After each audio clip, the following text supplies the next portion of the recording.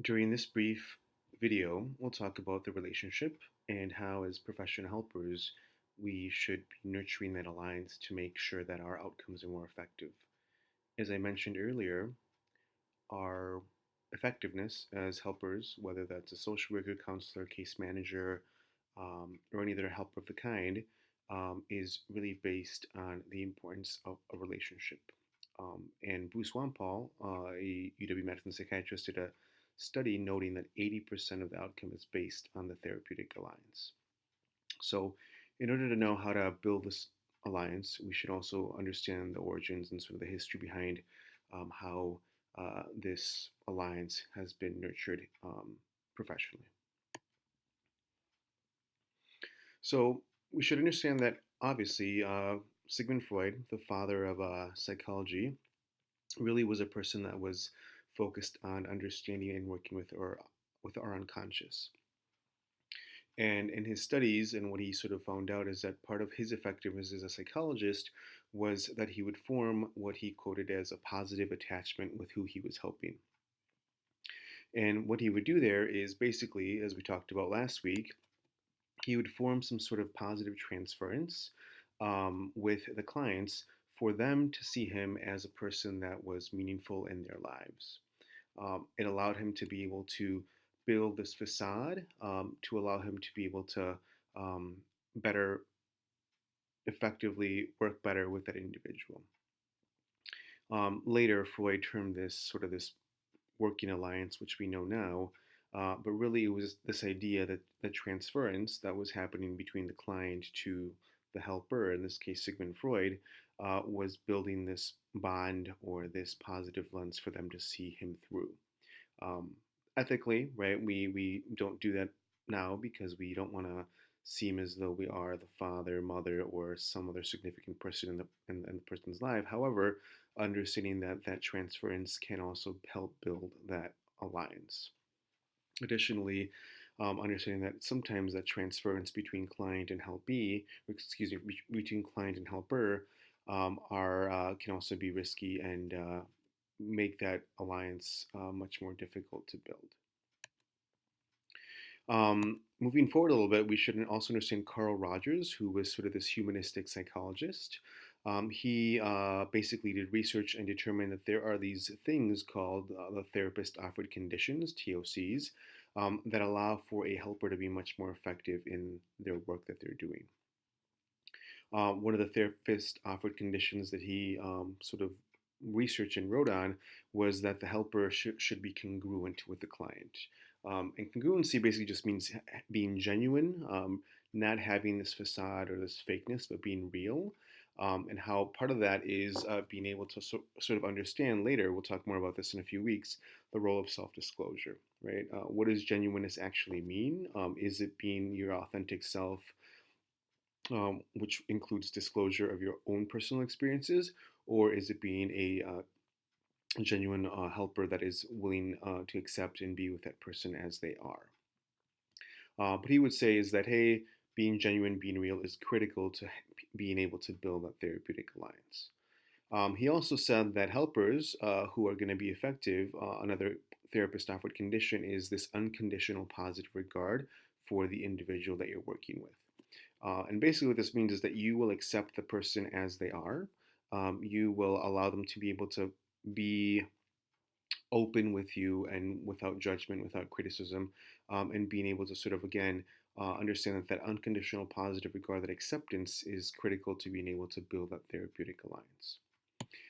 The third therapist offered condition that he talked about was this idea of being empathetic, right? And again, hopefully we know the difference between empathy versus sympathy. Empathy is, hey, I want to experience, I understand what it was for you like to go through that experience and put myself in your shoes if at all possible. Versus sympathy, which is, hey, I'm sad that happened to you, but I'm not going to make that effort to really understand your experience of what you were going through.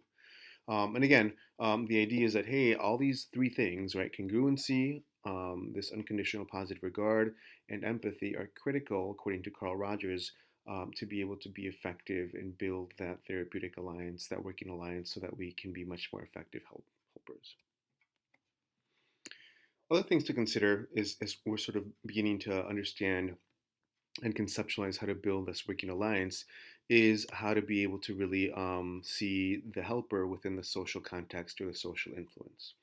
Um, Depending on our culture, depending on our experiences, helpers, in this case, let's say a social worker or a therapist or a counselor, might be seen very differently based on the context that you find yourself in.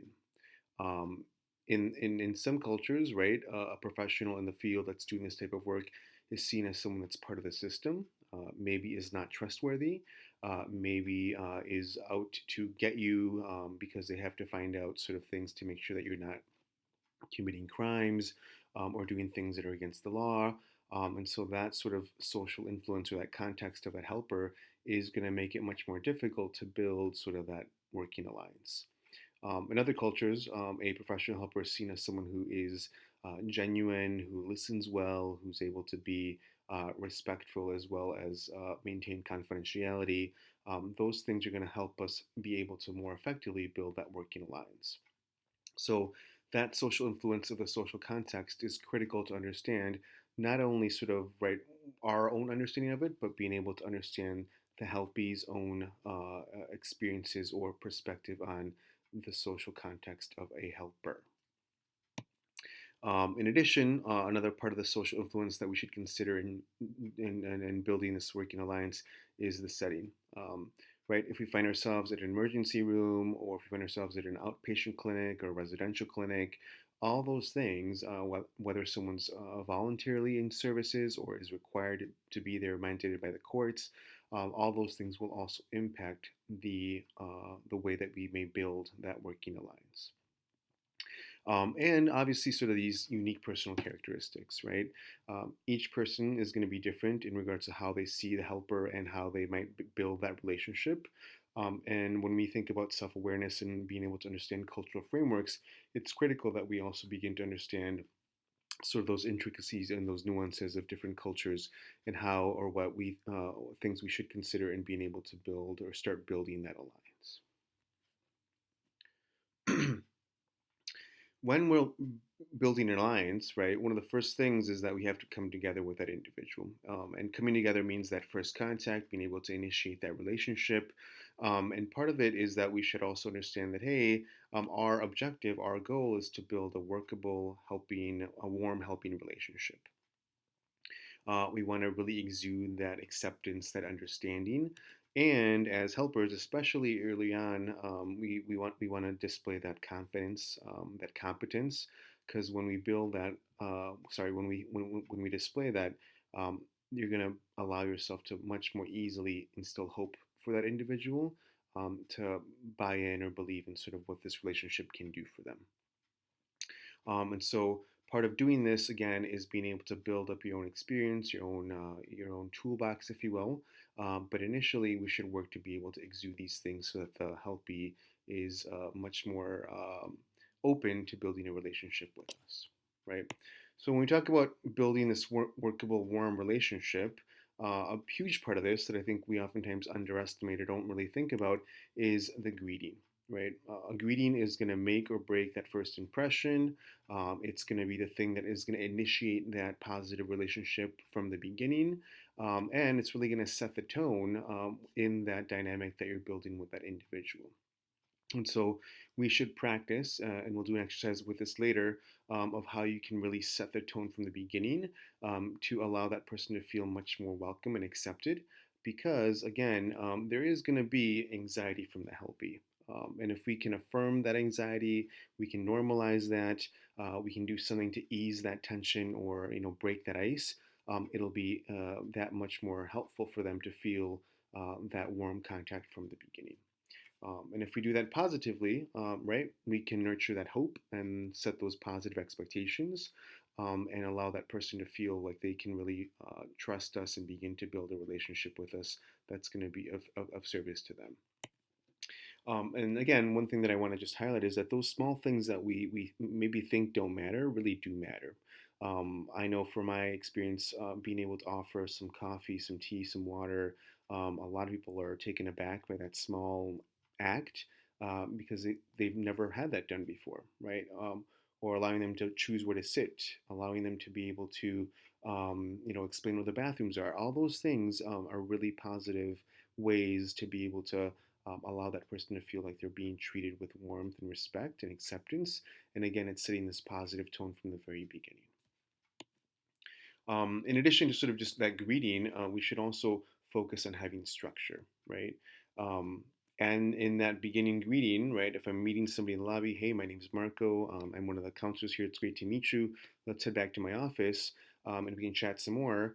In that sort of small greeting, I explain who I am, right? Maybe later on I'll go into a bit more detail about what my role is, responsibilities I have, and be able to again let them know fully from the beginning who they're working with. It'd be much more different if I just said, "Hey, let's go back to my office. What can I do for you?"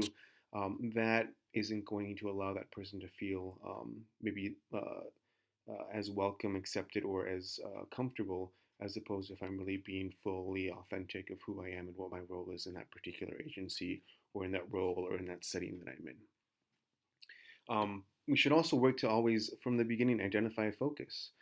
If the intent today is really just to get to know us and see if we're going to work well together, the intent today is to, figure out how I can help you with your housing situation, and I just want to understand where you're at with that right now. Again, if we identify a focus from the beginning, it's going to allow that person to feel like they can anticipate what's going to come up, and that can oftentimes help with any anxiety and allow them to feel a bit more welcome and safe in that space. Oftentimes, helpies will come with a lot of information. And so, what I always try to do is follow this rule of thirds, where the first third of the time that I have, whether it's an hour, 30 minutes, 20 minutes, is I'm going to focus on just kind of building rapport. That second third, I'm going to really focus on the tasks that we have to get done.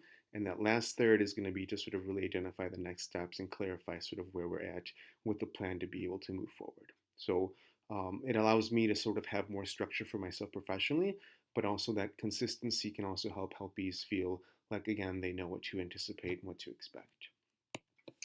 In that beginning introduction, too, we should focus on being able to explain our limits of confidentiality. This doesn't need to be done every time, but especially in that first session, and we'll talk about this more next week, is being able to really know that, hey, my name's Marco, it's great to meet you. I'm a therapist counselor here. I'm really looking forward to get to know you today. And before we start, I want you to know that, everything we say is confidential, but there are some limitations to what I can't keep confidential. And then I can go into more detail with whatever information that I have in my role in that agency. And again, we'll cover that next week. But if we do that from the beginning, we're setting a transparent relationship with them about what my role and responsibilities are and what I can and can't maintain confidential. And then the last piece that we should do in sort of that initial greeting or that introduction is be able to sort of really work towards that task at hand. And we may end with identifying goals, but if my initial goal is to be able to build a relationship and get to know them, then that's the focus of what's going to happen that day or that session. And ultimately, every session should have a focus and a goal that we're working towards.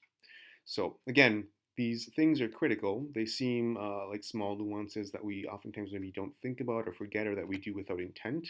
But these are things that we should do intentionally, especially when meeting someone for the first time as a professional, because it's going to allow us to work to build that alliance, that therapeutic alliance that we need to be effective in what we do. Thanks.